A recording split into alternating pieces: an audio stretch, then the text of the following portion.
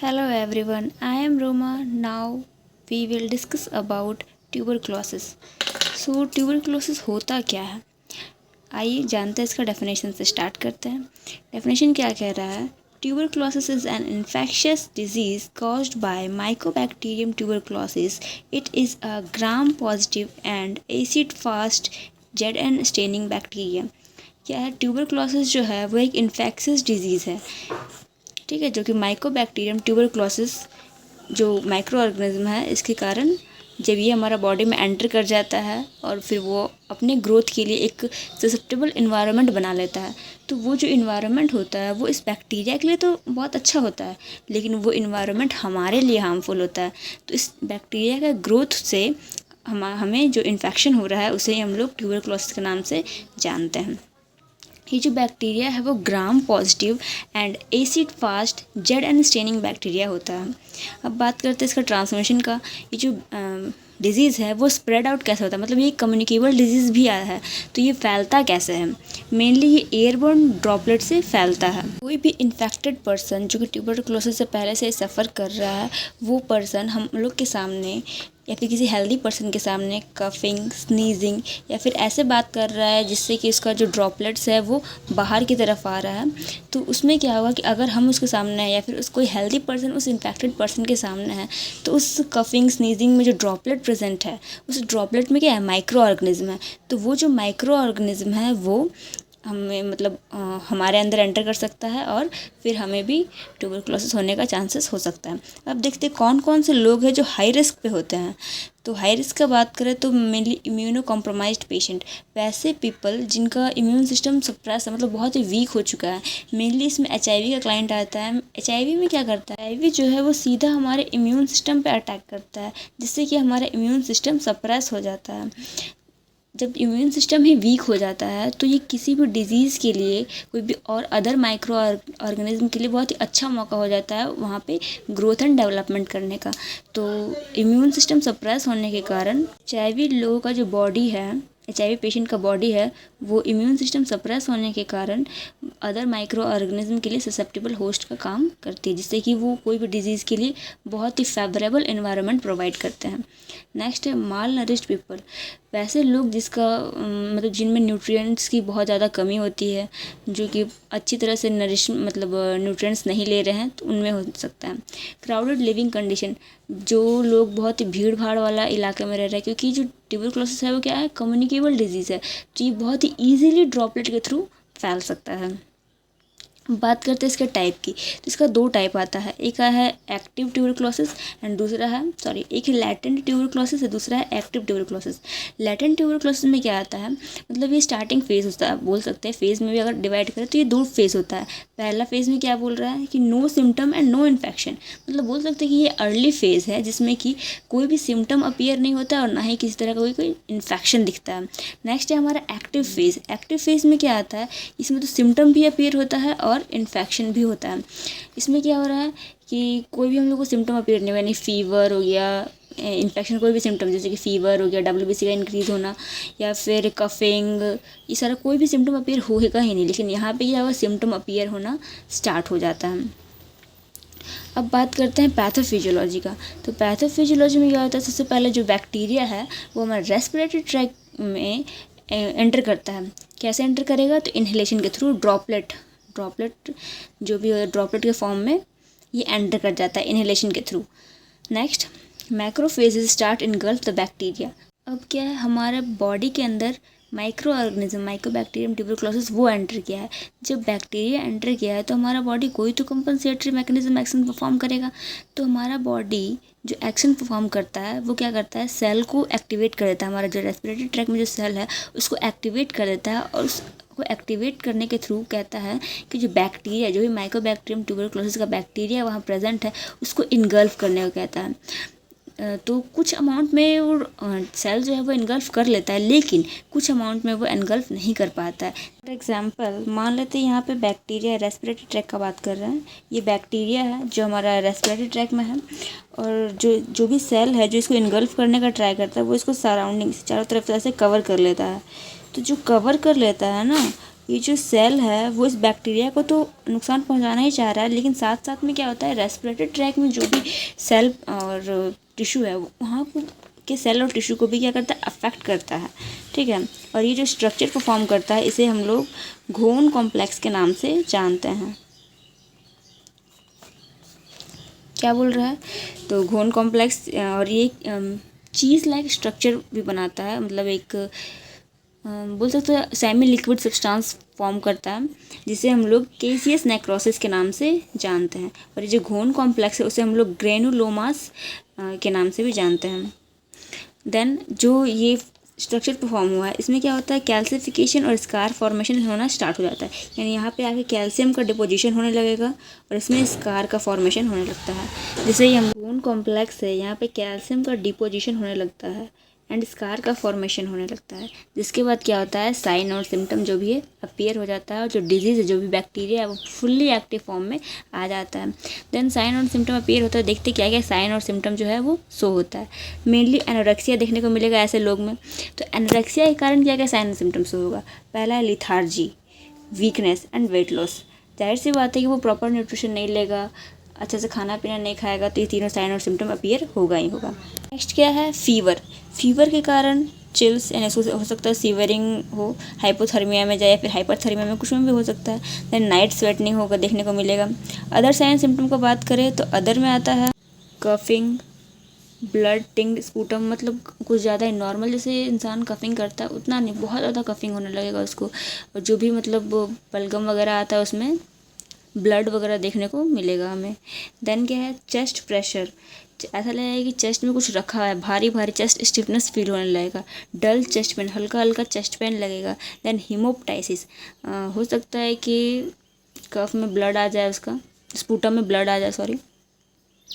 अब बात करते हैं डायग्नोस्टिक वैल्यूएशन की, क्या क्या टेस्ट करके हम लोग कंफर्म कर सकते हैं, पता कर सकते हैं कि किसी पर्सन को जो है वो ट्यूबरक्लोसिस से सफ़र कर रहा है।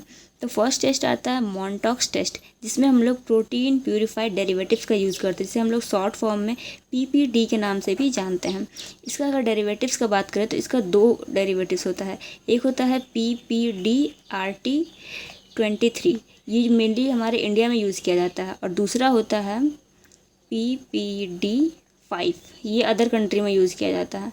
ठीक है, 2 P होगा, 2 PP and 5, protein purified protein derivatives 5। ठीक है, इसका प्रोसीजर देखते हैं कि क्या क्या करना है। इसमें मेनली हम लोग इस टेस्ट को जो है वो लेफ़्ट आर्म में परफॉर्म करने के लिए इनकरेज करते हैं। जो भी आर्म में हम लोग को परफॉर्म करना है उसको हम लोग बोले हैं कि आप सोप और वाटर से उस आर्म को क्लीन कर लीजिए। देन क्या करना है, जो भी हम लोग को इंटरडर्मल एक निडल लेना है, ट्यूबरकुलिन सिरिंज लेना है, और ट्यूबरकुलिन सिरिंज लेने के बाद 0.1 ml जो ड्रग है, ये प्रोटीन प्यूरिफाइड डेरिवेटिव्स RT23, इसको लोड कर लेना है। लोड करने के बाद हम लोग को क्या करना है, एक पैप्यूल का फॉर्मेशन करना है।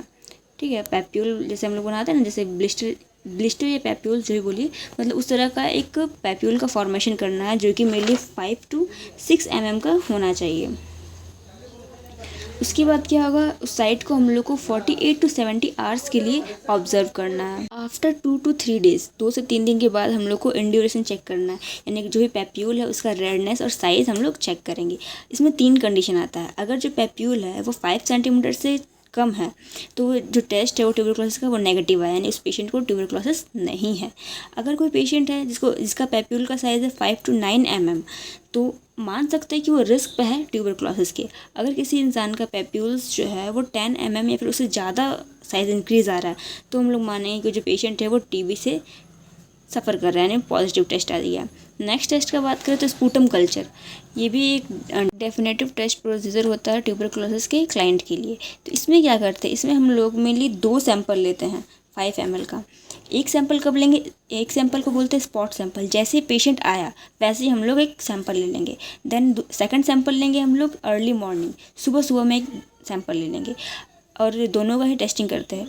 टेस्टिंग करने में क्या अगर देखने को मिल रहा है, अगर माइक्रो ऑर्गेनिज्म जो है वो 10,000 से ज़्यादा per ml ज़्यादा देखने को मिल रहा है, तो हम लोग ये कंसीडर करते हैं कि जो पेशेंट है वो सस्पेक्टेड है, यानी कि ट्यूबरक्लोसिस से सफ़र कर रहा है, जो टेस्ट है वो पॉजिटिव आ गया।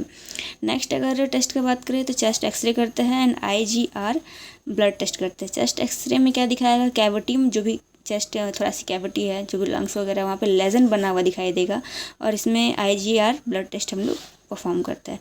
बात करते हैं मेडिकल मैनेजमेंट की। मैनेजमेंट कैसे हम लोग ट्रीट कर सकते हैं, मेनली इसमें कोई सर्जिकल मैनेजमेंट नहीं होता है, मेडिकल मतलब बैक्टीरिया के थ्रू हो रहा है। अगर हम लोग बैक्टीरिया को बाहर निकाल दें या किल कर दे तो हम लोग इससे प्रिवेंट कर सकते हैं। तो क्या बोल रहा है, इसमें 2 टाइप का ड्रग यूज़ करते हैं हम लोग। फर्स्ट है bacteriostatic and second is bacteriocidal. Bacteriocidal जो बैक्टीरिया को किल करता है, एंड बैक्टीरियोस्टेटिक क्या है, जो बैक्टीरिया का ग्रोथ को सप्रेस करता है, मतलब उसको ग्रोथ करने से रोकता है, प्रिवेंट करता है। बैक्टीरियोस्टेटिक में आता है इथेन ब्यूटोल। इसमें एक ही ड्रग आता है जिसको, जो कि इथेन ब्यूटोल है। इसमें 4 ड्रग आता है, HRZN, ये शॉर्ट फॉर्म है इसका। आगे देखते हैं हम लोग इसका फुल नेम क्या है। देखते हैं ड्रग में क्या है। सबसे पहला है रिफैम्पिन को जो डॉक्टर के प्रिस्क्रिप्शन में ऐसे R लिखा रहता है। इसका मोस्ट कॉमन साइड इफ़ेक्ट का बात करें तो ऑरेंज बॉडी फ्लूइड, जो भी बॉडी फ्लूइड होता है ये उसको ऑरेंज कर देता है। मेनली ये किडनी के थ्रू एक्सक्रीट आउट होता है, तो जो भी यूरिन है उस टाइम ऑरेंज कलर का देखने को मिलेगा। ये क्वेश्चन भी बनता है कि कौन सा ड्रग लेने के बाद जो पेशेंट का यूरिन है वो ऑरेंज कलर का देखने को मिलता है, तो रिफैम्पिन। नेक्स्ट है आइसोनियाजिड को हम लोग H से डिनोट करते हैं। इफेक्ट का बात करें तो पेरिफेरल न्यूरोपैथीज, जो भी पेरिफेरल में नर्व्स हैं उनमें इरिटेशन या फिर इन्फ्लामेशन देखने को मिलता है। नेक्स्ट क्या है, पायराजीनामाइड, जिसमें इसको हम लोग Z से डिनोट करते हैं, और इसका मोस्ट कॉमन साइड इफ़ेक्ट है एथरालजिया, जिसमें कि जॉइंट्स पेन देखने को मिलता है। नेक्स्ट है इथैम्ब्यूटोल, जिसको हम लोग E से डिनोट करते हैं। मेनली इसमें विजन चेंजेस देखने को मिलता है। इसको मेरे डॉक्टर का प्रिस्क्रिप्शन में इस तरह से लिखा रहता है 2ZHER, जिसमें कि अगर 2 लिखा है तो 2 मंथ, अगर 4 लिखा है तो 4 मंथ तक, यानी आगे में जो नंबर लिखा रहता है वो ड्यूरेशन शो करता है, यानी कितना मंथ तक ये ड्रग को कंटिन्यू करना है। नेक्स्ट बात करते हैं नर्सिंग मैनेजमेंट का। मीन्स हम लोग क्या कर सकते हैं, अगर कोई पेशेंट जो है वो ट्यूबरक्लोसिस से सफ़र कर रहा है, अगर वो हमारे पास आया तो हम लोगों को क्या करना चाहिए। फर्स्ट है, सबसे पहले हम लोग प्रिकॉशन, यानी अगर हम खुद सेफ रहेंगे तब तो पेशेंट को केयर कर पाएंगे। तो सबसे पहले हम लोग एयरबोर्न प्रिकॉशन लेंगे, पेशेंट को भी देंगे और खुद ही प्रिकॉशन लेना है। N95 मास्क का यूज़ करेंगे मेनली। इसमें रूम में नेगेटिव प्रेशर बना करके रखना है, मेनली ऐसे क्लाइंट को आइसोलेट करके रखा जाता है। मेडिकेशन एडहेरेंस डॉट थेरेपी, यानी dot therapy means directly observe treatment. जो भी ट्रीटमेंट डॉक्टर के द्वारा प्रिस्क्राइब किया गया है, फिर जो भी केयर हम लोग करना है उसको अच्छा से कीन ऑब्जर्वर की तरह ऑब्जर्व करना है हम लोगों को। नेक्स्ट है मॉनिटर लीवर फंक्शन को अच्छा से मॉनिटर करते रहना। इनकरेज न्यूट्रिशन, क्योंकि ऐसा पेशेंट जो है ना एनोरेक्सिया, लॉस ऑफ एपेटाइट देखने को मिलता है, जिसके कारण वो खाना ही नहीं खा पाता अच्छा से। तो उसको हमको एनकरेज करना है कि हाँ आप खाइए, खाना बहुत ही ज़्यादा ज़रूरी है। हम लोग को उसको बेनिफिट्स बताना है क्या आप इस डिजीज़ के अगेंस्ट जो है वो लड़ सकते हैं और खुद का हेल्थ में इम्प्रूवमेंट ला सकते हैं और जल्दी ठीक हो सकता है। ठीक है, अगर इसको ट्रीट नहीं किया गया देन क्या क्या कॉम्प्लिकेशन जो है वो देखने को मिल सकता है। First respiratory failure, mainly respiratory failure, miliary TB. Respiratory failure में क्यों होगा, क्योंकि वहाँ पे चीज़ लाइक स्ट्रक्चर फॉर्म हो रहा है। तो जो स्ट्रक्चर फॉर्म हो रहा है एयर की जगह पे अगर हम लोग कोई और सब्सटेंस भर देंगे तो क्या वहाँ पे कोई काम हो पाएगा। अगर वो सब्सटेंस ना हो, कोई फ्लूइड हो या म्यूकस हो, तो भी वो अफेक्ट करेगा रेस्पिरेशन को। ठीक है, तो वो रेस्पिरेटरी फेलियर में जा सकता है। नेक्स्ट है माइलरी टीबी में क्या होता है कि जो भी माइकोबैक्टीरियम ट्यूबरक्लोसिस बैक्टीरिया है वो लंग्स तक सीमित ना रह करके पूरा बॉडी में स्प्रेड आउट हो जाता है, यानी कि ब्लड स्ट्रीम हो गया, मतलब हर एक ऑर्गन तक पहुँच जाता है, और ये बहुत ही सीवियर लाइफ थ्रेटनिंग कंडीशन बन जाता है, जिसमें कि पेशेंट का डेथ भी हो सकता है। ठीक है, तो ये माइलरी टीबी का कॉम्प्लिकेशन हो सकता है। देन टीबी मेनिंजाइटिस, जो भी माइकोबैक्टीरियम ट्यूबरक्लोसिस का बैक्टीरिया है वो ब्रेन तक पहुंच जाता है, तो ये मेनिंजाइटिस कॉज करता है, जिसे हम लोग TB meningitis and tuberculosis meningitis के नाम से जानते हैं। उम्मीद है कि आपको ये मेरा क्लास समझ में आया होगा और आपके लिए जो नोट्स है वो हेल्पफुल रहा होगा। So like share and subscribe and thank you for your cooperation.